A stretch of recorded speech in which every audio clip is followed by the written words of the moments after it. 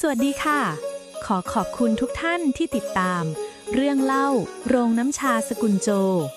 เรื่องพลิกชีวิตเท่าแก่เนี้ยยุค 70 ด้วยคลังสินค้ายอดอัจฉริยะ ถ้าชอบฝากกดไลค์และกดกระดิ่งแจ้งเตือน เพื่อไม่ให้พลาดตอนใหม่ๆนะคะ บทที่ 41 ปฏิวัติหุบเขาและเครือข่ายมดงาน หลังจากการปะทะที่หุบเขาเสือหมอบ ชื่อเสียงของเฉินซีไม่ได้ถูกมองเป็นเพียงแม่ค้าดวงดีอีกต่อไป แต่ชาวบ้านและเหล่านักเลงหัวไม้ต่างเริ่มขนานนามเธอว่า เจ้าแม่แห่งเชิงเขาอยู่ ผู้ที่มีทั้งทหารหนุนหลังและเทคโนโลยีลึกลับเฉินซีนั่งอยู่หน้าโต๊ะทำงานไม้ตัวเดิมที่บัดนี้เต็มไปด้วยแผนที่เส้นทางเดินรถของมณฑลใบหน้าของเธอเริ่มมีเลือดฝาดกลับมาบ้างหลังจากพักฟื้นแต่แววตานั้นกลับคมปราบกว่าเดิมอาตงไปเป่าประกาศบอกคนขับรถรับจ้างและพวกคนเข็นรถที่เคยถูกหลงเฟยเก็บค่าคุ้มครองเฉินซีวางปากกาหมึกซึมลงบอกว่าฉันต้องการพบพวกเขาที่ลานหน้าโรงงานพรุ่งนี้เช้าใครที่อยากทำมาหากินอย่างสุจริตโดยไม่ต้องส่งสวยให้ฉันมาหาฉันพี่ใหญ่จะทำอะไรครับคนพวกนั้นส่วนใหญ่เป็นพวกหัวแข็งและกลัวอิทธิพลมืดนะครับเฉินตงถามด้วยความกังวลฉันจะสร้างสมาคมโลจิสติกเสรีอาตงในเมื่อหลงเฟยถูกจับเส้นทางขนส่งก็ว่างลงถ้าเราไม่รีบยึดไว้มาเฟียกลุ่มใหม่ก็จะโผล่ขึ้นมาแทนที่ฉันจะเปลี่ยนศัตรูให้กลายเป็นมิตรและเปลี่ยนมดงานที่กระจัดกระจายให้กลายเป็นกองทัพขนส่งของตระกูลเฉินเช้าวันต่อมาลานหน้าโรงงานเนืองแน่นไปด้วยชายชะกันในชุดผ้าป่านขาดรุ่งริ่งพวกเขาคือคนขับรถบรรทุกไม้เก่าๆและกลุ่มคนลากรถที่ใช้หยาดเหงื่อแลกเงินไปวันๆทุกคนมองเฉินซีด้วยสายตาที่ผสมปนเปกันระหว่างความหวังและความระแวงเฉินซีก้าวขึ้นไปยืนบนแท่นไม้ข้างเครื่องจักรใหม่ที่บัดนี้ตั้งตระหง่านเป็นสัญลักษณ์ของความก้าวหน้าทุกคนฟังฉันเสียงของเธอกังวานและนิ่งสงบที่ผ่านมาพวกคุณต้องจ่ายเลือดเนื้อให้หลงเฟยเพื่อให้ได้วิ่งรถแต่วันนี้หลงเฟยอยู่ในคุกและฉันจะไม่มีวันยอมให้ใครมาเก็บค่าคุ้มครองบนถนนสายนี้อีกเธอชูสมุดบัญชีเล่มหนาขึ้นใครที่สมัครเข้าสมาคมของเราฉันจะมีงานขนส่งพริกเผาให้แน่นอนมีค่าน้ำมันมีที่พักระหว่างทางและที่สำคัญฉันจะมีประกันความปลอดภัยให้ครอบครัวพวกคุณหากเกิดอุบัติเหตุแต่มีเงื่อนไขเดียว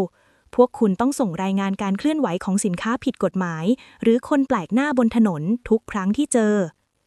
เสียงฮือฮาดังขึ้นนี่ไม่ใช่แค่การจ้างงานแต่มันคือการสร้างเครือข่ายหูตาขนาดใหญ่บนเส้นทางสายหลักในขณะที่เฉินซีกำลังวางรากฐานอำนาจใหม่เซี่ยจือหางก็เดินเข้ามาพร้อมข่าวสารจากหน่วยข่าวกรองทหารเฉินซีหลงเฟยยอมเปิดปากแล้วปืนไรเฟิลที่มันใช้ถูกส่งมาจากโกดังสินค้าเถื่อนในเมืองมณฑลซึ่งผู้ที่ถือครองใบอนุญาตโกดังนั้นคือญาติห่างๆของตระกูลหลินเฉินซีสยะยิ้มตระกูลหลินหมาอำนาจในปักกิ่งที่หวังว่ายุเฟยไปสวามิภักดิ์ด้วยสินะพวกเขาเริ่มขยับตัวแรงขึ้นเพราะพริกเผาขวดเล็กๆของฉันเริ่มไปขวางทางผลประโยชน์มหาศาลของพวกเขาผมจะส่งคนไปกดดันที่เมืองมณฑลให้แต่คุณต้องระวังตัวเฉินเหมยหายตัวไปจากหมู่บ้านเมื่อคืนนี้มีคนเห็นเธอขึ้นรถมุ่งหน้าเข้าเมืองไปกับชายแปลกหน้าคนหนึ่งเซี่ยจือหางเอ่ยด้วยสีหน้าเคร่งเครียดเฉินซีขยับเสื้อคลุมทหารของเซี่ยจือหางที่เธอยังคงสวมไว้ปล่อยเธอไปค่ะคุณชายเซี่ยคนที่หนีไปหาศัตรูเพราะความแค้นมักจะนำพาความพินาศไปหาศัตรูฝั่งนั้นฉันอยากรู้นักว่าหวังว่ายุเฟยจะทำหน้ายังไงเมื่อเห็นพี่สาวที่ไร้สมองของฉันไปเคาะประตูบ้านบทที่ 41 จบลงด้วยการก่อตั้งเครือข่ายขนส่งครั้งแรกของเฉินซีความมั่นคงที่เชิงเขากำลังขยายออกสู่เส้นทางสายเลือดของมณฑลแต่เงาของความขัดแย้งในอดีตกำลังเริ่มขมวดเกลียวแน่นขึ้นเมื่อพี่สาวจอมริษยากำลังจะไปเป็นหมากตัวใหม่ในมือของแฟนเก่าใจโหดอย่างหวังว่ายุเฟยบทที่ 42 แขกจากอดีตและปราการกระดาษในห้องทำงานสุดหรูใจกลางเมืองมณฑลกลิ่นซิการาคาแพงคละคลุ้งดือทั่วหวังอี้เฟยนั่งไขว่ห้างอยู่หลังโต๊ะทำงานขนาดใหญ่เขากำลังพิจารณารายงานความล้มเหลวของหลงเฟยด้วยสายตาที่เย็นชาทันใดนั้นเลขาหน้าห้องก็เดินเข้ามาแจ้งข่าวการมาถึงของหญิงสาวคนหนึ่งที่อ้างว่าเป็นพี่สาวของเฉินซีเฉินเม่ยงั้นหรือให้เข้ามา หวังอุ้ยเฟยแฉะยิ้มเบาๆเขาจำได้ดีว่าผู้หญิงคนนี้โง่เขลาและเต็มไปด้วยความอิจฉาเพียงใดเฉินเมยก้าวเข้ามาในห้องด้วยท่าทางประหม่าแต่ก็พยายามทำตัวให้ดูสง่างามเธอตกตะลึงกับความร่ำรวยของอดีตคู่หมั่นของน้องสาวจนความริษยาในใจยิ่งลุกโชนที่ปรึกษาหวังคะฉันมีเรื่องสำคัญเกี่ยวกับนางเฉินซีมาบอกเฉินเมยเริ่มทันทีโดยไม่รอช้ามันไม่ได้เก่งด้วยตัวเองหรอกค่ะแต่มันมีของดีมันเสกเครื่องจักรออกมาจากความว่างเปล่าและมันยังมีเม็ดยาประหลาดที่กินแล้วทำให้คนใกล้ตายฟื้นคืนชีพได้หวังวี่เฟยชะงักมือที่กำลังถือแกล้วบรันดีแววตาของเขาลุกวาวขึ้นมาทันทีข้อมูลนี้สอดคล้องกับความสงสัยที่เขาเคยมีต่อเฉินซีมาตลอดเสกของออกมานั้นหรือว่าเธอจะมีสิ่งที่เรียกว่ามิติช่องว่างเหมือนในนิยายเพ้อฝันที่พวกฝรั่งเขียนถึงถ้าเรื่องที่คุณพูดเป็นจริงผมจะมีรางวัลให้อย่างงามหวังวี่เฟยเอ่ยเสียงนุ่มแต่ตอนนี้ผมต้องการให้คุณพักอยู่ที่นี่ในฐานะแขกของผมและบอกรายละเอียดทุกอย่างที่คุณเห็นทุกอย่างในขณะเดียวกันที่เชิงเขาโยเฉินซีไม่ได้ล่วงรู้เลยว่าพี่สาวของเธอได้ขายความลับบางส่วนไปแล้วเธอกำลังจดจ่ออยู่กับการขยายอาณาจักรใหม่นั่นคือบะหมี่กึ่งสำเร็จรูปเรามีพริกเผาที่เป็นเลิศอยู่แล้วอาตงถ้าเราทำเส้นบะหมี่แห้งที่เก็บได้นานและปรุงรสด้วยพริกเผาของเรามันจะเป็นอาหารที่ปฏิวัติวงการเสบียงทหารและคนงานทั่วประเทศเฉินซีอธิบายพลางชี้ไปที่โรงเรือนหลังใหม่ทว่าอุปสรรคแรกที่เธอต้องเจอไม่ใช่เรื่องการผลิตแต่เป็นใบอนุญาตประกอบกิจการอาหารประเภทแป้งแปรรูปท่านหัวหน้ากองอุตสาหกรรมจังหวัดบอกว่าเอกสารของเราไม่ครบงั้นหรือครับเฉินซีถามข้าราชการชั้นผู้น้อยที่นำเอกสารมาคืนด้วยสีหน้าเคร่งเครียดครับแม่นางเฉินซีท่านบอกว่าตอนนี้มีกฎระเบียบใหม่เรื่องการควบคุมคลังเสบียงของรัฐกิจการใหม่ๆที่จะทำเกี่ยวกับธัญพืชต้องได้รับการอนุมัติเป็นพิเศษจากที่ปรึกษาเศรษฐกิจส่วนกลางซึ่งก็คือที่ปรึกษาหวังครับเฉินซีวางเอกสารลงบนโต๊ะแรงกดดันเริ่มก่อตัวขึ้นในอกเธอรู้ทันทีว่านี่คือการล้อมรั่วของหวังอุ้ยเฟยเขาใช้กฎระเบียบราชการที่ซับซ้อนมาเป็นกำแพงขวางไม่ให้เธอเติบโตถ้าเธอต้องการใบอนุญาตเธอต้องเดินทางไปอ้อนวอนเขาที่เมืองมณฑลเขาต้องการบีบให้ฉันเข้าไปหาเขาในถิ่นของเขาเองสินะเฉินซีพึมพำพี่ใหญ่จะทำยังไงครับถ้าไม่มีใบนี้เราก็ตั้งเครื่องจักรบะหมี่ไม่ได้และสมาคมโลจิสติกที่เราสร้างมาก็จะไม่มีสินค้าใหม่ไปส่งเฉินตงมองไปยังขวดพริกเผาสกุลเฉินบนโต๊ะแววตาของเธอกลับมามั่นคงอีกครั้งเขาคิดว่าเขากุมปากกาที่เซ็นอนุมัติได้คนเดียวแต่เขาคงลืมไปว่าในยุคนี้ยังมีอีกหน่วยงานหนึ่งที่อำนาจเหนือกว่าข้าราชการพลเรือนและพวกเขาก็กำลังหิวโหยเสบียงที่เก็บได้นานยิ่งกว่าใครอีกเฉินซีหันไปหาเซี่ยจือหางที่เพิ่งเดินเข้ามาคุณชายเซี่ยคะรบกวนช่วยจัดเตรียมการสาธิตของบะหมี่ทหารราบให้ฉันหน่อยได้ไหมคะฉันจะข้ามขั้นตอนของที่ปรึกษาหวังและไปยื่นเรื่องนี้กับกองบัญชาการมณฑลทหารบกโดยตรงนี่คือการเดิมพันใหม่เฉินซีเลือกที่จะไม่เดินตามหมากที่หวังเฟยวางไว้แต่เธอจะใช้ความต้องการของกองทัพมาเป็นค้อนปอนทลายกำแพงกระดาษที่เขาสร้างขึ้นบทที่43รสชาติแห่งกองทัพและการประลองใต้เงาอำนาจท่ามกลางลานฝึกทหารของมณฑลทหารบกที่ตั้งอยู่ชายขอบเมืองมณฑลกลิ่นอายของระเบียบวินัยและความเข้มงวดแผ่ซ่านไปทั่วบริเวณวันนี้ไม่ใช่การฝึกซ้อมรบตามปกติแต่เป็นวันทดสอบเสบียงยุทธศาสตร์ซึ่งจะกำหนดอนาคตการขยายตัวของโรงงานตระกูลเฉินซีในชุดเสื้อเชิ้ตสีขาวสะอาดตากางเกงผ้าเนื้อดีสีเข้มดูคล่องแคล่วและสง่างามผิดจากสาวชาวบ้านทั่วไปเธอเดินตรวจตราหม้อต้มน้ำขนาดใหญ่ที่ตั้งอยู่กลางลานโดยมีเซี่ยจื้อหางในชุดเครื่องแบบเต็มยศยืนเป็นปราการอยู่ไม่ไกลสายตาของชายหนุ่มคอยสอดส่องความเรียบร้อยรอบตัวเพื่อให้แน่ใจว่าแผนการของหวังอุ้ยเฟยจะมาแทรกแซงในวันนี้พี่ใหญ่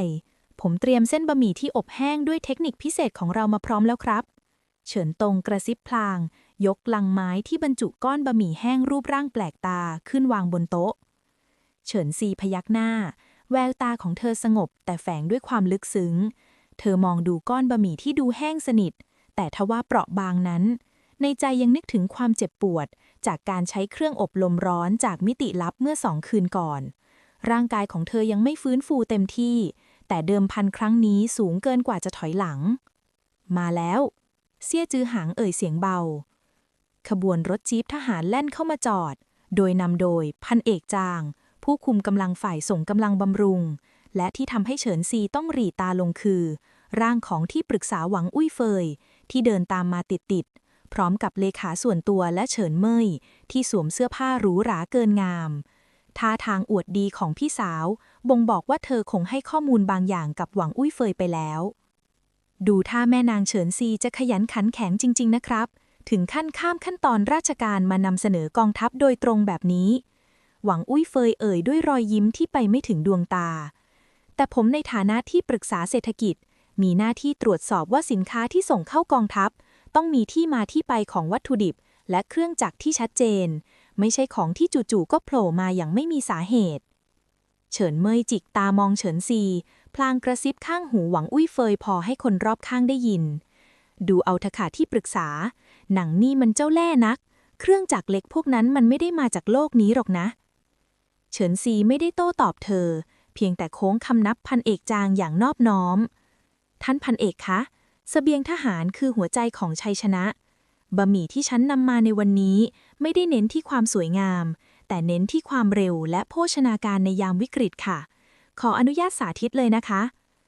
เฉินซีเริ่มจากการนำน้ำเดือดเทลงในชามที่มีก้อนบะหมี่แห้งและผงปรุงรสเข้มข้นสูตรพริกเผาสกุลเฉินเธอปิดฝาไว้เพียง3 นาที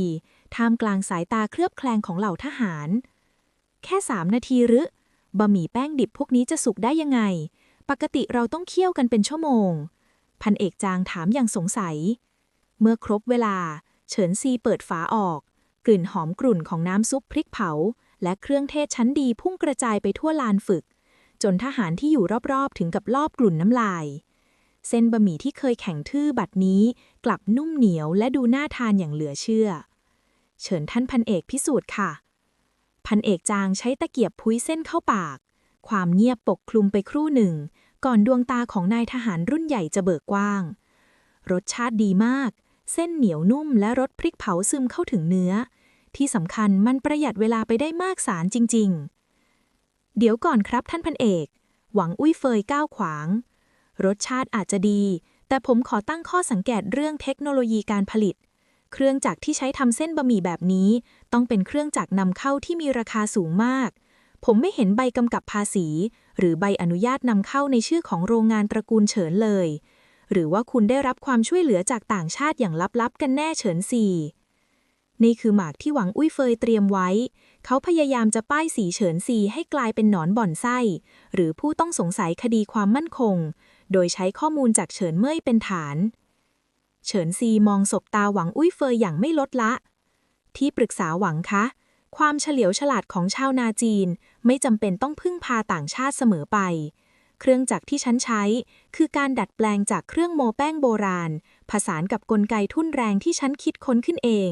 หากคุณสงสัยฉันยินดีให้ตรวจสอบได้ทุกเมื่อแต่หลังจากที่ฉันทำสัญญากับกองทัพเรียบร้อยแล้วค่ะเซี่ยจือหางก้าวออกมาข้างหน้าท่านพันเอกครับในฐานะฝ่ายความมั่นคงผมได้ตรวจสอบโรงงานนี้ด้วยตัวเองแล้วเครื่องจักรเหล่านั้นคือภูมิปัญญาชาวบ้านที่น่าทึ่ง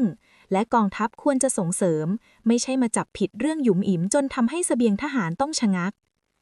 พันเอกจางพยักหน้าเห็นด้วยที่ปรึกษาหวังเรื่องเอกสารคุณไปจัดการที่หลังเถอะแต่เรื่องปากท้องทหารต้องมาก่อนบะหมี่นี่คือสิ่งที่เราต้องการสำหรับการฝึกภาคสนามครั้งหน้าความพ่ายแพ้ปรากฏบนใบหน้าของหวังอุ้ยเฟยเพียงครู่เดียวเขาก็รีบกลับมาปั้นหน้ายิ้มถ้าท่านพันเอกว่าอย่างนั้นผมก็ไม่มีข้อคัดขวางครับแต่เฉินซีจำไว้ว่ากระดาษแผ่นเดียวอาจจะผ่านไปได้แต่ความลับที่ซ่อนไว้นานๆมักจะกลายเป็นพิษร้ายตลอดไปเฉินเมยหน้าเสียเมื่อเห็นว่าแผนการสั่นคลอนเฉินซีไม่เป็นผลเธอถูกหวังอุ้ยเฟยสะบัดแขนไล่ไปที่รถด้วยความรำคาญใจในขณะที่ทุกคนกำลังชื่นชมบะหมี่เฉินซีกลับรู้สึกถึงความเย็นเยือกที่แล่นผ่านสันหลังร่างกายของเธอเริ่มสั่นเทาเล็กน้อยจากอาการอ่อนแรงสะสมเธอรู้ดีว่าสงครามกับหวังอุ้ยเฟยเพิ่งจะเปลี่ยนจากการสู้รบในทุ่งกว้างเข้าสู่การลอบสังหารในเงามืดอย่างเต็มตัวบทที่ 44 สมรภูมินอกกระดาษ และการจ่ายราคาที่เพิ่มพูนความสำเร็จในการทำสัญญากับกองทัพควรจะนำมาซึ่งความปิติยินดีแต่สำหรับเฉินซีที่นั่งอยู่ท่ามกลางกองเอกสารในห้องทำงานที่โรงงานเชิงเขาโหย่เธอกลับสัมผัสได้ถึงกลิ่นอายของพายุที่กำลังก่อตัวเงียบเชียบแต่รุนแรงพี่ใหญ่เกิดเรื่องแล้วครับเฉินตงวิ่งเข้ามาในห้องด้วยสีหน้าตื่นตระหนกพ่อค้าแป้งสาลีและเฒ่าแก่โรงพริกในตัวเมืองมณฑลพร้อมใจกันปฏิเสธการส่งของให้เราพวกเขาบอกว่ามีคำสั่งพิเศษกว้านซื้อวัตถุดิบทั้งหมดไปเก็บไว้ในคลังกลางของที่ปรึกษาเศรษฐกิจเพื่อสำรองยุทธศาสตร์ชาติครับเฉินซีวางปากกาในมือลงช้าๆดวงตาคู่สวยหลี่ลงเล็กน้อยหวังอุ้ยเฟยนายไม่ได้แค่ขวางทางเดินแต่กำลังจะตัดลมหายใจฉันด้วยการกักตุนวัตถุดิบสินะเขารู้ว่าถ้าฉันส่งของตามสัญญาไม่ได้กองทัพจะยกเลิกสัญญาและฉันต้องจ่ายค่าปรับมหาศาลเฉินซีเอ่ยเสียงนิ่งแต่ในใจกลับเริ่มคำนวณหมากต่อไปทว่าในวินาทีที่เธอพยายามจะลุกขึ้นยืนความรู้สึกโลกหมุนคว้างก็จู่โจมเธออย่างรุนแรงอีกครั้งหัวใจของเธอเต้นรัวเร็วและแรงจนเจ็บหน้าอกอาการจากการฝืนดึงเครื่องอบบะหมี่ออกมาจากมิติลับเมื่อวันก่อนยังคงทิ้งรอยแผลไว้ในร่างกายที่เปราะบางเฉินซีซุดตัวลงพิงโต๊ะมือเรียวคว้าหน้าอกเสื้อไว้แน่นใบหน้าซีดเผือดลงจนเฉินตงต้องรีบเข้ามาประคองพี่ใหญ่พี่ป่วยหนักขนาดนี้อย่าฝืนเลยครับผมจะไปตามหมอไม่ต้องอาตงเฉินซีข่มความเจ็บปวดแค่เรียกคุณชายเซี่ยมาพบฉันและบอกสมาคมมดงานให้เตรียมรถลากและรถบรรทุกทุกลำให้พร้อมเราจะไม่ยอมจำนนต่อกำแพงที่หวังอื้ยเฟยสร้างขึ้นในมณฑลนี้ไม่ถึงครึ่งชั่วโมงเซี่ยจือหังก็ปราดเข้ามาในห้องเมื่อเขาเห็นสภาพของเฉินซีที่กึ่งนั่งกึ่งนอนอยู่บนต่างไม้แววตาที่เคยเข้มแข็งกลับสั่นไหวด้วยความปวดร้าวเขาเดินเข้าไปกุมมือที่เย็นเชียบของเธอไว้โดยไม่สูญสายตาของเฉินตงที่ยืนอยู่ใกล้ๆคุณฝืนตัวเองมากเกินไปแล้วเฉินซียาที่คุณแอบเก็บไว้มันไม่ได้ช่วยให้คุณหายขาดหรอกนะถ้าคุณยังใช้แรงกายเกินขีดจำกัดแบบนี้เฉินซีฝืนยิ้มแววตาที่หม่นแสงมองสบตาเขาฉันไม่มีทางเลือกค่ะคุณชายเซี่ยหวังอื้ยเฟยปิดประตูเมืองมณฑลไม่ให้เราซื้อแป้งและพริกฉันต้องการให้คุณช่วยประสานงานเส้นทางผ่านด่านตรวจมณฑลข้างเคียงฉันจะส่งสมาคมมดงานออกไปกว้านซื้อวัตถุดิบจากมณฑลเจียงซีและอันหุยนั่นมันทางไกลและธุรกันดารมากนะทหารของผมอาจจะติดตามไปคุ้มกันได้ไม่ทั่วถึงทุกลำรถนั่นคือเหตุผลที่ฉันต้องใช้เครือข่ายมดงานค่ะเฉินซีอธิบายพลางหอบหายใจเบาๆรถบรรทุกคันใหญ่จะสะดุดตาแต่รถเข็นและจักรยานของชาวบ้านที่กระจายตัวกันไปตามทางลับจะรอดพ้นสายตาของหวังรุ่ยเฟยฉันต้องการเพียงใบเบิกทางทหารเพื่อให้พวกเขาผ่านด่านตรวจคนเข้าเมืองได้โดยไม่มีปัญหาเซี่ยจือหางนิ่งไปครู่หนึ่งเขามองดูผู้หญิงที่แม้ร่างกายจะอ่อนแอเพียงใดแต่จิตวิญญาณกลับยังคงสว่างไสวและไม่ยอมก้มหัวให้ใครเขาตระหนักได้ทันทีว่าความลับที่เขาซ่อนไว้นั้นไม่ว่ามันจะเป็นอะไรก็ตามมันกำลังกัดกินชีวิตเขาเพื่อแลกกับความสำเร็จเหล่านี้ผมจะจัดการเรื่องใบเบิกไทม์ให้แต่คุณต้องสัญญากับผมเซี่ยจือหางกระชับมือเขาแน่นขึ้นคืนนี้คุณต้องนอนพักและให้ผมเป็นคนคุมงานที่หน้าโรงงานแทนคุณห้ามขยับไปไหนและห้ามเรียกของพวกนั้นออกมาอีกเด็ดขาดจนกว่าผมจะอนุญาตเฉินซีมองดูใบหน้าที่จริงจังของเขาความอบอุ่นที่ปลายนิ้วมือทำให้กำแพงในใจที่เขาสร้างมาตั้งแต่โลกอนาคตสั่นคลอนไปหมดเขารู้ดีว่าเขาสังเกตเห็นความผิดปกติของสิ่งของที่โผล่มาแต่เขาก็ยังเลือกที่จะโอบอุ้มเธอไว้มากกว่าจะซักไซ้หาความจริงตกลงค่ะคืนนี้ฉันจะเชื่อคุณเฉินซีเอ่ยเสียงแผ่วขณะที่ความสัมพันธ์ของทั้งคู่กำลังถักทอท่ามกลางวิกฤตที่คฤหาสน์ในเมืองมณฑลเฉินเหมกำลังยืนมองดูหวังอื้ยเฟยที่กำลังสั่งการปิดล้อมตลาดอย่างยิ้มย่องที่ปรึกษาคะท่านนางเฉินซีมันส่งของไม่ได้จริงๆท่านจะยึดโรงงานมันเลยใช่ไหมคะหวังอื้ยเฟยจิบไวน์แดงช้าๆสายตาเยือกเย็นแค่ยึดโรงงานมันยังน้อยไปผมจะทำให้มันเห็นว่าการมีของวิเศษแต่ไม่มีสมองในการจัดการการเมืองมันจะจบลงด้วยความพินาศของคนทั้งตระกูล หมากกระดานนี้ไม่ได้สู้กันด้วยกำลังทหารเพียงอย่างเดียวแต่เป็นการวัดใจระหว่างเครือข่ายผู้ใช้แรงงานของเฉินซีกับอำนาจรัฐในมือหวังอื้อเฟยโดยมีชีวิตของเฒ่าแก่เนียงสาวเป็นเดิมพันที่ริบหรี่ลงทุกที บทที่ 45 พายุอำนาจและสัมผัสแห่งเงามืดหยาดฝนหนาทึบเริ่มโปรยปลายลงมาปกคลุมเชิงเขาอยู่เสียงฟ้าร้องดังครืนครั่นสลับกับเสียงลมพัดหวีดหวิวที่กระทบหลังคาโรงงานภายในห้องนอนที่เงียบสงัดเฉินซีนอนนิ่งอยู่บนเตียงใบหน้าของเธอซีดจางดุจแผ่นกระดาษทว่าในมโนสำนึกของเธอนั้นกลับไม่ได้สงบนิ่งเหมือนร่างกายเป็นครั้งแรกที่เฉินซีรู้สึกว่าคลังสินค้ายอดอัจฉริยะไม่ได้เป็นเพียงพื้นที่เก็บของอีกต่อไปเมื่อเธอกลั้นลมหายใจและทำจิตให้เป็นสมาธิเธอเริ่มเห็นจุดแสงสีทองกระจายตัวอยู่ตามเส้นทางในแผนที่มณฑลจุดเหล่านั้นคือรถเข็นและจักรยานของเครือข่ายมดงานที่กำลังลำเลียงแป้งสาลีและพริกแห้งฝ่าพายุฝนอยู่ไกลออกไปหลาย10 กิโลเมตรพวกเขาต้องไปให้ถึงฉันจะปล่อยให้ความเหนื่อยยากของทุกคนสูญเปล่าไม่ได้เฉินซีพึมพำในใจพลังกายของเธอถูกสูบออกไปทีละน้อยเพื่อคงการรับรู้นี้ไว้จนร่างกายสั่นสะท้านภายใต้ผ้าห่มผืนหนาขณะเดียวกันที่โถงด้านล่างของโรงงานบรรยากาศกลับร้อนระอุยิ่งกว่าเปลวไฟในเตาเคี่ยวพริกคณะตรวจสอบวินัยราชการมณฑลนับ10 นายในชุดเครื่องแบบสีกากีเข้มเดินเข้ามาพร้อมท่าทางถือดีพวกเขามาพร้อมกับหมายสั่งการที่ประทับตราสีแดงฉาดจากที่ปรึกษาเศรษฐกิจส่วนกลางคุณชายเซี่ยการนำรถทหารและกำลังพลมาอำนวยความสะดวกให้โรงงานเอกชนถือเป็นการละเมิดวินัยอย่างร้ายแรงหัวหน้าคณะตรวจสอบเอ่ยเสียงเรียบพลางมองไปที่เซี่ยจือห่างด้วยสายตาจับผิดเราได้รับรายงานว่ามีการใช้ใบเบิกทางทหารเพื่ออำนวยความสะดวกให้กลุ่มพ่อค้าเถื่อนขนส่งวัตถุดิบหนีภาษีข้ามมณฑลเซี่ยจือหางยืนนิ่งปักหลักประจันหน้ามือของเขากุมสายเข็มขัดนิรภัยไว้แน่นแววตาดุจพยักมองกลุ่มคนที่มาท้าทายอำนาจถึงถิ่นสิ่งที่คุณเรียกว่าพ่อค้าเถื่อนคือประชาชนผู้ใช้แรงงานที่กำลังขนส่งเสบียงยุทธสตราชให้กับกองทัพมณฑลบกตามสัญญาเลขที่ 70/2519 หากพวกคุณขัดขวางการทำงานของผมเท่ากับพวกคุณกำลังแทรกแซงภารกิจความมั่นคงในภาวะฉุกเฉินอย่าเอาเรื่องทหารมาอ้างเลยครับคุณชายเซี่ยที่ปรึกษาหวังทราบดีว่าคุณมีความสัมพันธ์ส่วนตัวกับเจ้าของโรงงานแห่งนี้หัวหน้าคณะตรวจสอบแสยยิ้ม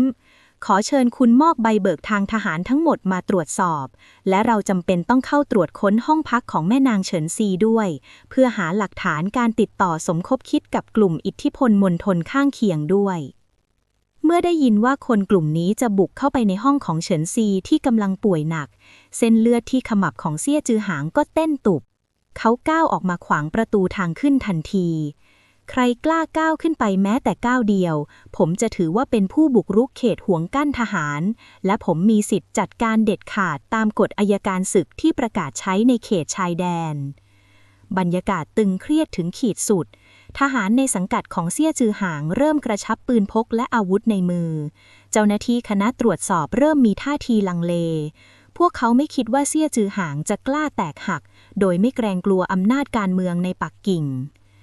ในวินาทีนั้นเองเสียงประตูด้านบนก็เปิดออกมาอย่างช้าๆเฉินซีปรากฏตัวขึ้นในชุดคลุมยาวสีเข้มแม้เธอจะดูอ่อนแอจนต้องเกาะราวบันไดไว้แน่นแต่รัศมีความสง่างามและความเย็นชาที่แผ่ออกมากลับทำให้ทุกคนด้านล่างถึงกับชะงักพวกคุณอยากได้หลักฐานการติดต่อสมคบคิดงั้นหรือคะเฉินซีเอ่ยเสียงนิ่งแต่กังวานไปทั่วห้องโถงฉันไม่มีสิ่งนั้นหรอกค่ะแต่ฉันมีใบขอบคุณจากกองบัญชาการมณฑลทหารบกเจียงซีที่ระบุว่าเราเป็นผู้ประสานงานจัดซื้อวัตถุดิบสำรองในยามเกิดภัยพิบัติพายุฝนนี้อยากทราบไหมคะว่าทำไมปักกิ่งถึงยังไม่รู้เรื่องนี้เฉินซีมองลงไปที่หัวหน้าคณะตรวจสอบด้วยสายตาที่ทำให้เขารู้สึกเหมือนถูกแช่แข็ง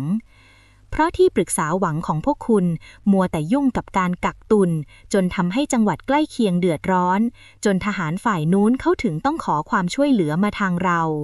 ถ้าพวกคุณยังอยากจะตรวจค้นต่อฉันก็ยินดีค่ะแต่เตรียมคำอธิบายให้ท่านผู้บัญชาการในปักกิ่งด้วยนะคะว่าความลับเรื่องความขัดแย้งระหว่างกองทัพกับที่ปรึกษาเศรษฐกิจนั้นถึงหลุดออกไปถึงหูชาวบ้าน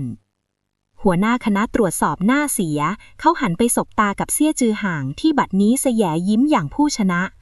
การแอบอ้างความสัมพันธ์ระหว่างกองทัพสองมณฑลของฉันซีนั้นเฉียบคมนักแม้จะเป็นเรื่องที่เธอเพิ่งกุขึ้นมาจากข้อมูลในมิติลับว่ามีทหารอีกฝั่งกำลังลำบากจริงๆแต่ยามพายุโหมกระหน่ำเช่นนี้ใครจะกล้าไปตรวจสอบความจริงจากมณฑลข้างเคียงได้ทันท่วงทีวันนี้ถือว่าเรามาแจ้งเตือนแต่เราจะไม่จบเรื่องนี้ง่ายๆคณะตรวจสอบรีบพากันเดินกลับออกไปฝ่าสายฝนด้วยความลนลานเมื่อร่างของคนเหล่านั้นลับสายตาไปเฉินซีก็แทบจะซุดลงกับพื้นดีที่เซี่ยจือหางปราดเข้าไปรับร่างเธอไว้ทันเขาประคองเธอไว้ในอ้อมกอดที่สั่นสะท้านด้วยความโกรธและเป็นห่วงคุณมันบ้าที่สุดเฉินซีคุณเกือบจะทำให้ตัวเองตกอยู่ในอันตรายถ้าฉันไม่ลงมาคุณก็คงต้องดวลปืนกับพวกเขาเฉินซีซบหน้าลงกับอกเขาสักพักมดงานกลุ่มแรกมาถึงตีนเขาแล้วค่ะคุณชายเซี่ยแป้งสาลีของเราปลอดภัยแล้วเซี่ยจือหางนิ่งอึ๋งไปเขาเริ่มตระหนักแล้วว่าผู้หญิงคนนี้มีความสามารถที่เหนือกว่าที่เขาจะจินตนาการได้และนั่นหมายถึงว่าเธอกำลังแบกรับความเสี่ยงที่ยิ่งใหญ่ที่สุดในชีวิตไว้เพียงลำพังบทที่ 46 ทางเลือกสีเทาและเงาที่พาดผ่านเสียงเครื่องจักรบดแป้งในโรงงานดังกระหึ่มฝ่าเสียงฝนที่ยังคงตกต่อเนื่องแต่ทว่าใบหน้าของเฉินซีกลับไม่ได้ผ่อนคลายลงเลยแม้แต่น้อยเธอยืนอยู่หน้าถังไม้ขนาดใหญ่ที่บรรจุแป้งสาลีซึ่งเพิ่งลำเลียงมาถึงมือเรียวเอื้อมลงไปสัมผัสเนื้อแป้งก่อนจะขมวดคิ้วแน่นความชื้นสูงเกินไปเฉินซีพึมพำแป้งมีความชื้นสะสมจากพายุถ้าเอาเข้าเครื่องนวดตอนนี้เส้นบะหมี่จะเละและขึ้นราได้ง่ายมากภายในไม่กี่วันพี่ใหญ่แล้วเราจะทำยังไงดีครับฉันต้องถามด้วยความกังวลกองทัพต้องการของล็อตแรกในอีก3 วันถ้าเรามัวแต่รอกระบวนการตากแห้งแบบธรรมชาติเราส่งของไม่ทันแน่และพวกคณะตรวจสอบต้องกลับมาเล่นงานเราอีกรอบแน่ๆเฉินซีเงียบในมิติลับของเธอนั้นมีสารปรับสภาพอาหารและเครื่องดูดความเย็นระดับอุตสาหกรรมที่สามารถแก้ปัญหานี้ได้ภายในชั่วพริบตาแต่มันต้องแลกมาด้วยพลังกายที่เธอก็เกือบจะไม่เหลืออยู่แล้วและที่สำคัญเธอเริ่มกังวลว่าหากใช้สิ่งของที่เกินยุคสมัยมากเกินไปสายตาที่จับจ้องมาจากปักกิ่งจะเริ่มมองเห็นร่องรอยที่ไม่ควรเห็นถ้าฉันใช้สารเคมีปรับสภาพลูกค้าที่เป็นทหารอาจได้รับผลกระทบในระยะยาวฉันเคยตายเพราะความโลภของคนรอบข้างในโลกอนาคตฉันจะไม่ยอมเป็นคนแบบนั้นเสียเองอาตงไปเกณฑ์คนงานทั้งหมดมาฉันซีสั่งการเสียงเฉียบขาดเราจะใช้วิธีคั่วร้อนโดยใช้กระทะเหล็กขนาดใหญ่ไล่ความชื้นแป้งก่อนนำไปนวดแม้มันจะช้าและเหนื่อยกว่าเดิม3 เท่าแต่เราจะรักษาคุณภาพของบะหมี่ไว้ให้ดีที่สุดในขณะที่ภายในโรงงานกำลังต่อสู้กับเวลาและความชื้นที่บ้านพักหลังเก่าเชิงเขาพ่อเฉินเผิงและแม่เนียงฟางกำลังนั่งเย็บถุงผ้าเพื่อเตรียมบรรจุบะหมี่อย่างมีความสุขโดยไม่รู้เลยว่ามีสายตาคู่หนึ่งกำลังจับจ้องมาจากพงหญ้ารกชัดนอกรั้วบ้านนายครับรถทหารของคุณชายเซี่ยออกไปคุมทางด่วนหมดแล้วเหลือเพียงทหารเฝ้ายามไม่กี่นายที่หน้าโรงงานชายชุดดำกระซิบผ่านวิทยุสื่อสารรุ่นเก่าลงมือได้เสียงของหวังยี่เฟยดังลอดออกมาจากปลายสายเอาตัวพวกเขา2 คนมาให้ได้อย่าให้มีร่องรอยและห้ามให้พวกทหารรู้ตัวเด็ดขาดผมต้องการตัวประกันที่ทำให้เฉินซีต้องคลานมาคุกเข่าต่อหน้าผมที่เมืองมณฑลกลับมาที่โรงงานเฉินซีที่กำลังคุมงานคั่วแป้งอยู่จู่ๆก็รู้สึกใจคอไม่ดีขึ้นมาอย่างประหลาดอาการเชื่อมต่อกับมิติลับที่เธอเพิ่งค้นพบทำให้ประสาทสัมผัสของเธอไวต่ออันตรายรอบตัวมากขึ้นเธอรู้สึกถึงจุดสีแดง2 จุดที่กำลังเคลื่อนที่เข้าไปใกล้บ้านพักของพ่อแม่ในแผนที่จำลองที่อยู่ในมโนสำนึกพ่อแม่ฉันซีอุทานออกมาจนคนงานรอบข้างหันมามอง เธอดึงดันจะวิ่งออกจากโรงงานฝ่าสายฝนมุ่งหน้าไปที่บ้านพักทันทีแม้ร่างกายจะยังสั่นเทริญจากพิษไข้เซี่ยจือหางที่เพิ่งกลับจากการตรวจการเห็นเข้าจึงรีบวิ่งมาคว้าตัวเธอไว้เฉินซีคุณจะไปไหนฝนตกหนักขนาดนี้ร่างกายคุณจะรับไม่ไหวคุณชายเซี่ยพ่อกับแม่ฉันมีคนกำลังเข้าไปที่บ้านเฉินซีตะโกนฝ่าเสียงฝนแววตาของเธอเต็มไปด้วยความตระหนกที่ปิดไม่มิดเซี่ยจือหางไม่ถามซ้ำเขาเชื่อในสัญชาตญาณของเธอทันทีเขาชักปืนพกออกมาแล้วสั่งการทหารคนสนิทไปที่บ้านพักตระกูลเฉินเดี๋ยวนี้คุ้มครองผู้สูงอายุ2 ท่านนั้นให้ได้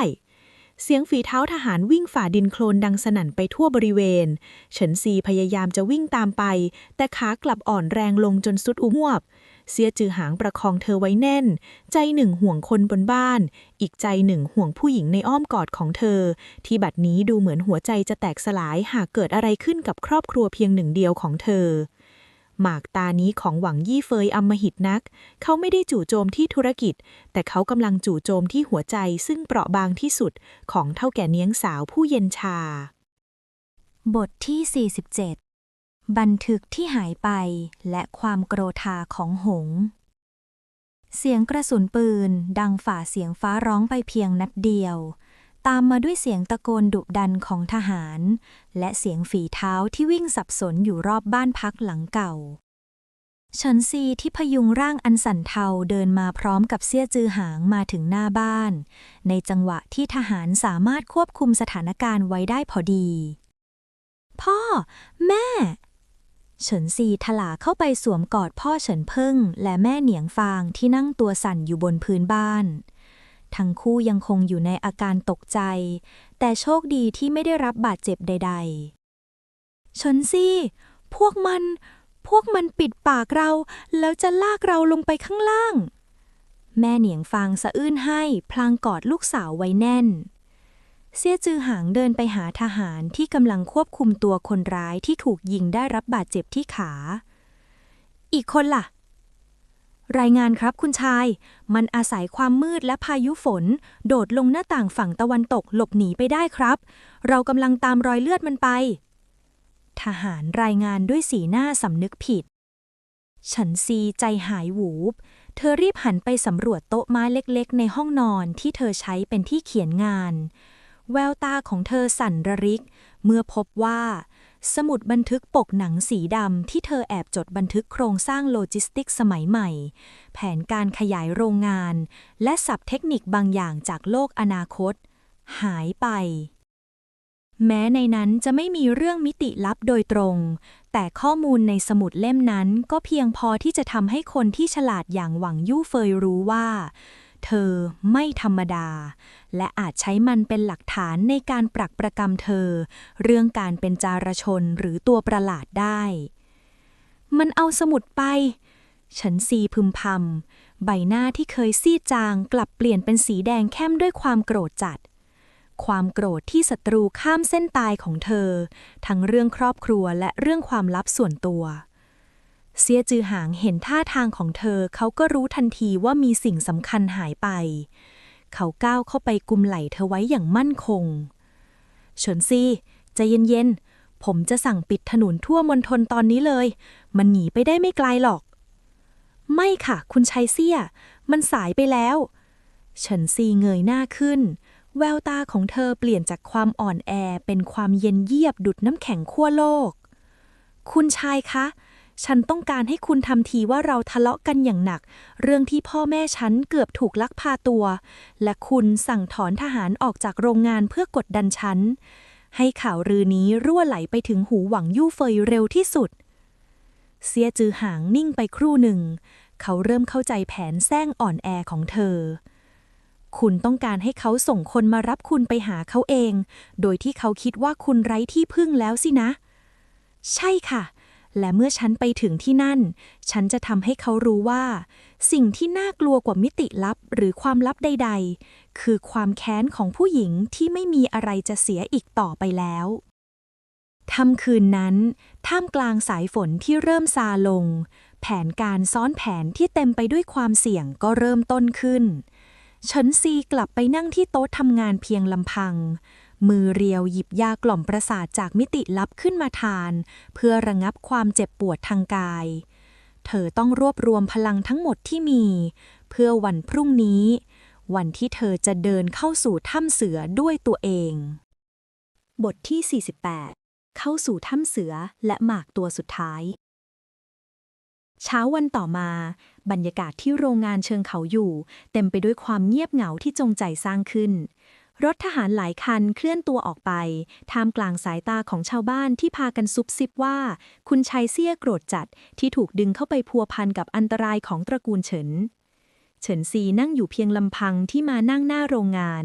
ใบหน้าซีดเซียวและดวงตาที่ดูเหม่อลอยของเธอเป็นละครฉากใหญ่ที่ต้อนรับการมาถึงของรถยนต์สีดำคันหรูดูท่าจะไปไม่รอดจริงๆสินะน้องสาวฉันเฉินเมื่อยก้าวลงมาจากรถด้วยท่าทางเย่อหยิ่งสวมชุดผ้าแพรสีสดใสที่หวังอื้อเฟยซื้อให้ตอนเก่งก็เก่งจนน่ากลัวแต่พอถูกทหารเขาทิ้นก็เหลือแค่ยายเด็กบ้านนอกธรรมดาคนหนึ่งเฉินซีเงยหน้าขึ้นมองพี่สาวด้วยสายตาที่ดูไร้ทางสู้ที่ปรึกษาหวังต้องการอะไรสมุดบันทึกนั่นยังไม่พอใจเขาอีกหรือที่ปรึกษาบอกว่าของมีค่าแบบนั้นเจ้าของควรเป็นคนไปอธิบายด้วยตัวเองถึงจะถูกเฉินเม่ยสยะยิ้มพลางผายเมืองไปที่รถขึ้นรถมาเถอะเฉินซีถ้ายังรักพ่อกับแม่ก็อย่าทำให้เรื่องมันยากไปกว่านี้เลยเฉินซีก้าวขึ้นรถไปอย่างเงียบเชียบโดยไม่มีใครสังเกตเห็นว่าภายใต้แขนเสื้อกี่เผาของเธอมีกำไลข้อมือโลหะขนาดเล็กที่ดูเหมือนเครื่องประดับทั่วไปแต่มันคืออุปกรณ์ส่งสัญญาณพิกัดและดักฟังที่เธอแลกมาด้วยพลังกายเฮือกสุดท้ายจากมิติลับที่คฤหาสน์รับรองในเมืองมณฑลหวังอื้อเฟยนั่งรออยู่ในห้องโถงกว้าง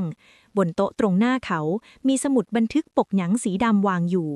เขาเปิดอ่านหน้าที่มีการเขียนถึงโครงสร้างศูนย์กระจายสินค้าแบบรวมศูนย์และระบบการจัดการสต็อกแบบเรียลไทม์ยิ่งอ่านคิ้วของเขาก็ยิ่งขมวดแน่นข้อมูลพวกนี้มันไม่ใช่สิ่งที่คนในยุคนี้จะคิดออกได้ง่ายๆโดยเฉพาะเด็กสาวที่โตมาในหมู่บ้านห่างไกลหวังอื้อเฟยพึมพำแววตาเต็มไปด้วยความสงสัยและกระหายใคร่รู้เมื่อฉันซีเดินเข้ามาในห้องบรรยากาศรอบตัวก็เย็นเยียบลงทันทีหวังอื้อเฟยลุกขึ้นยืนแล้วเดินเข้าไปหาเธอช้าๆยินดีต้อนรับเฉินซีผมต้องขออภัยที่ลูกน้องของผมใช้วิธีการที่รุนแรงไปนิดแต่สมุดเล่มนี้มันทำให้ผมอยู่เฉยๆไม่ได้จริงๆเฉินซีเอ่ยเสียงเรียบพลางนั่งลงที่เก้าอี้ฝั่งตรงข้างคุณคงรู้แล้วว่าฉันไม่ใช่คนเดิมที่คุณเคยรู้จักและคุณคงอยากรู้ว่าฉันเอาความรู้พวกนี้มาจากไหน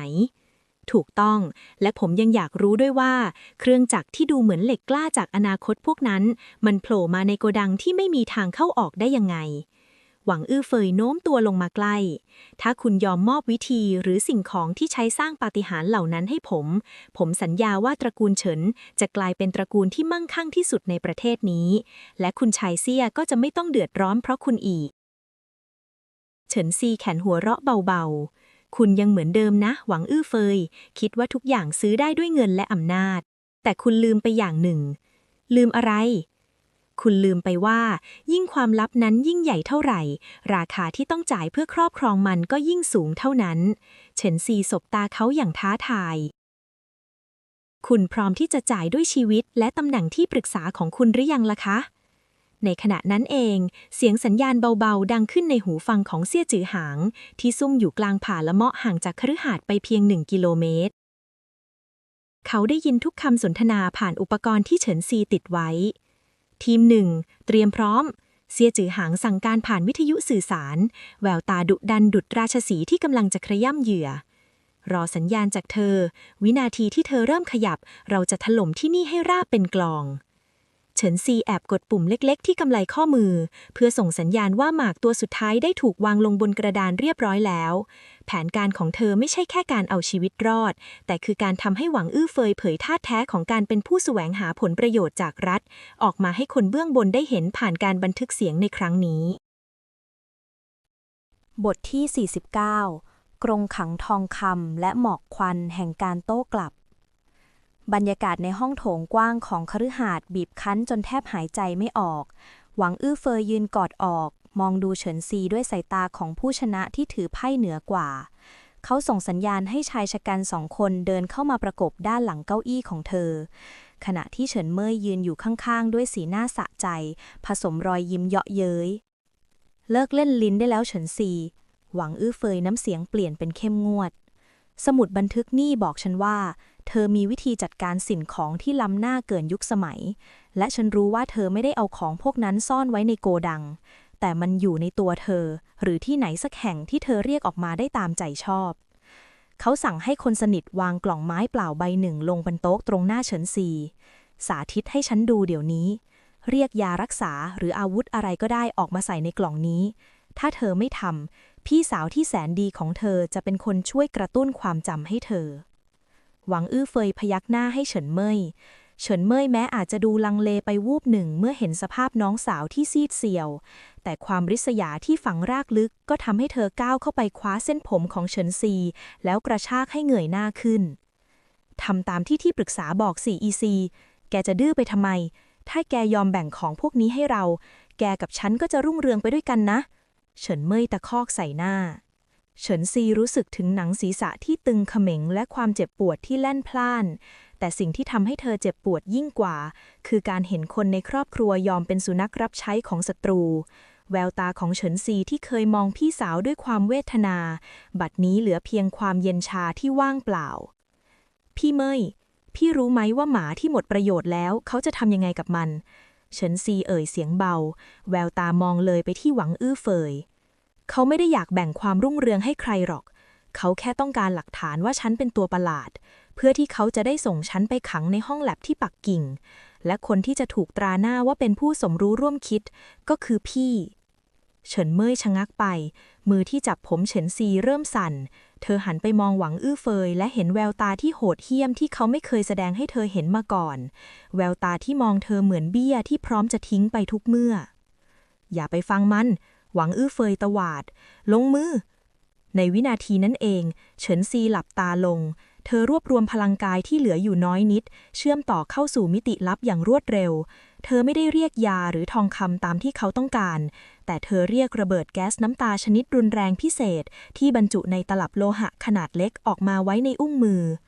คุณอยากเห็นปาฏิหาริย์นักใช่ไหมงั้นก็รับไปเฉินซีกระแทกตลับแก๊สลงบนโต๊ะอย่างแรงฟิวกลุ่มควันสีขาวหนาทึบพุ่งกระจายออกมาด้วยความเร็วสูงควันชนิดนี้ไม่ได้เพียงแต่บดบังทัศนียวิสัยแต่ยังทำให้ผิวหนังแสบร้อนและน้ำตาไหลพรายจนลืมตาไม่ได้ในทันทีเสียงร้องระงมดังขึ้นทั่วห้องโถงหวังอื้อเฟยสำลักควันจนล้มกลิ้งลงกับพื้นอ๊อกนี่มันอะไรกันจับตัวมันไว้หวังอื้อเฟยตะโกนอย่างบ้าคลั่งท่ามกลางกลุ่มควันเฉินเมื่อยที่อยู่ใกล้ที่สุดสำลักควันจนล้มตัวลงพิงไหล่เฉินซีในวินาทีที่สับสนนั้นเฉินซีคว้าแขนพี่สาวไว้แล้วกระซิบว่าถ้าอยากรอดวิ่งตามฉันมาท่ามกลางความมืดมนของหมอกควันเสียงพังประตูจากด้านนอกดังสนั่นหวั่นไหวขึ้นปังปังปังทหารมณฑลบกทุกคนหมอบลงกับพื้นเสียงกำปนานของเซี่ยจือหางดังขึ้นพร้อมกับการบุกเข้ามาของหน่วยจู่โจมที่รอสัญญาณอยู่แล้วเซี่ยจือหางพุ่งฝ่ากลุ่มควันเข้ามาด้วยหน้ากากป้องกันแก๊สที่เขาเตรียมไว้ซึ่งเฉินซีแอบส่งให้เขาล่วงหน้าผ่านเฉินตงเขาคว้าตัวเฉินซีที่กำลังพยุงเฉินเม่ยเอาไว้ได้ทันเวลาแววตาของเขาผ่านหน้ากากนั้นเต็มไปด้วยความห่วงใยและโล่งอกผมมาแล้วเฉินซีคุณปลอดภัยแล้วเขากระซิบพลางอุ้มเธอขึ้นแนบอกขณะที่หวังอื้อเฟยถูกทหารกดตัวลงกับพื้นพร้อมกับสมุดบันทึกที่กลายเป็นหลักฐานมัดตัวเขาในข้อหากักขังหน่วงเหนี่ยวและพยายามโจรกรรมทรัพย์สินทางปัญญาของรัฐตามที่เซี่ยจือหางวางแผนไว้แผนการในถ้ำเสือของเฉินซีจบลงด้วยความพ่ายแพ้ของที่ปรึกษาผู้ทรงอิทธิพลแต่ชัยชนะครั้งนี้ต้องแลกมาด้วยอาการหมดสติของเฒ่าแก่สาวที่ฝืนใช้พลังจนถึงขีดสุดบทที่50แสงสว่างหลังม่านหมอกและพันธสัญญาแห่งพยัคฆ์กลิ่นน้ำยาฆ่าเชื้อและเสียงลมหายใจสม่ำเสมอในห้องพักฟื้นของค่ายทหารมณฑลคือสิ่งแรกที่เฉินซีสัมผัสได้เมื่อสติค่อยๆคืนกลับมาร่างกายของเธอรู้สึกเบาหวิวราวกับขนนกพลังที่เคยถูกสูบออกไปจากการเรียกของในมิติลับเริ่มฟื้นตัวขึ้นอย่างช้าๆแม้จะยังมีความรู้สึกปวดหนึบที่ขมับอยู่บ้าง เธอลืมตาขึ้นช้าๆ เห็นเพดานสีขาวสะอาดและแสงแดดอ่อนๆที่ลอดผ่านผ้าม่านและสิ่งที่ทำให้ใจของเธอสั่นไหวคือมือหนาที่ยังคงกุมมือเธอไว้แน่นไม่ยอมปล่อยเสียจือหางนั่งหลับอยู่ข้างเตียงในชุดเครื่องแบบที่ยังเปื้อนคราบขม่ำควันใบหน้าของเขามีร่องรอยความเหนื่อยล้าอย่างปิดไม่มิดคุณฟื้นแล้วเสียงของเขาแหบพร่าหมอบอกว่าคุณใช้ร่างกายเกินขีดจำกัดจนหัวใจเกือบจะหยุดเต้นอย่าทำแบบนี้อีกนะเฉินซีผมแทบจะบ้าตายตอนเห็นคุณล้มลงไปหวังอื้ยเฟยล่ะคะคุณชัยเซี่ยเฉินซีถามเสียงเบาสิ่งแรกที่เธอห่วงคือผลลัพธ์ของหมากตานี้ถูกควบคุมตัวอยู่ที่กองบัญชาการครับสมุดบันทึกและการดักฟังเสียงทั้งหมดเป็นหลักฐานชั้นดีแม้เขาจะพยายามใช้เส้นสายในปักกิ่งกดดันมาแต่พันเอกจางและผู้บัญชาการมณฑลยืนยันจะดำเนินคดีให้ถึงที่สุดเพราะสิ่งที่เขาทำคือการบ่นทำลายเสบียงกองทัพเสียจือหางเว้นจังหวะเล็กน้อยส่วนเฉินเม่ยพี่สาวคุณยอมเป็นพยานให้เราแล้วเธอคงรู้ตัวแล้วว่าใครคือคนที่ช่วยชีวิตเธอจริงๆเฉินซีหลับตาลงอย่างโล่งอกชัยชนะครั้งนี้แลกมาด้วยความเสี่ยงที่เกือบเอาชีวิตไม่รอดแต่มันก็คุ้มค่าที่ได้กำจัดเสี้ยนหนามใหญ่ออกจากเส้นทางธุรกิจของเธอทันใดนั้นเธอรู้สึกถึงความเย็นเยียบของโลหะบางอย่างที่สัมผัสอยู่บริเวณลำคอเมื่อก้มลงมองเธอพบจี้ห้อยคอหยกขาวสลักลายพยัคฆ์ห้อยอยู่ที่คอของเธอนี่คืออะไรคะคุณชัยเซี่ยคือของมั่นประจำตระกูลเซี่ยครับเซี่ยจือหางสบตาเธออย่างจริงจังผมใส่ให้คุณตอนที่คุณยังไม่ฟื้นเพื่อประกาศให้ทุกคนรู้ว่าจากนี้ไปเฉินซีคือคนของตระกูลเซี่ยใครที่คิดจะแตะต้องคุณหรือพยายามจะขุดคุ้ยความลับของคุณจะต้องข้ามศพผมไปก่อนเฉินซีนิ่งอึ้งไปครู่กำแพงในใจที่เธอสร้างมาเพื่อปกป้องตัวเองจากโลกที่โหดร้ายเริ่มพังทลายลงจริงๆความรู้สึกที่ว่ามีใครสักคนพร้อมจะยอมรับและปกป้องเธอโดยไม่ถามถึงที่มาของความแปลกประหลาดคือสิ่งที่เธอไม่เคยได้รับแม้แต่ในโลกอนาคตฉันยังไม่ได้ตกลงเลยนะคะเฉินซีแซงทำเป็นเอ่ยเย้าแต่อมยิ้มที่มุมปากกลับปิดไม่มิดผมไม่ต้องการคำตกลงครับผมต้องการแค่หน้าที่ในการคุ้มครองคุณเซี่ยจือหางยิ้มตอบพักผ่อนเถอะครับเท่าแก่เนี้ยต่อจากนี้คือเวลาของการขยายอาณาจักรพริกเผาและบะหมี่ของคุณให้ยิ่งใหญ่โดยที่มีผมยืนอยู่ข้างๆเสมอในขณะที่ความรักเริ่มผลิบานท่ามกลางควันปืนที่ห้องถังในเมืองมณฑลหวังอื้ยเฟยนั่งกำหมัดแน่นแววตาเต็มไปด้วยความแค้นเข็นเขี้ยวเฉินซีแผนนี้แกชนะแต่ปักกิ่งไม่ใช่ที่ของทหารบ้านนอกอย่างเซี่ยจือหางหรอกรอให้ข้าหลุดไปได้ข้าจะทำลายแกให้ย่อยสลายอย่างยิ่งกว่าเดิม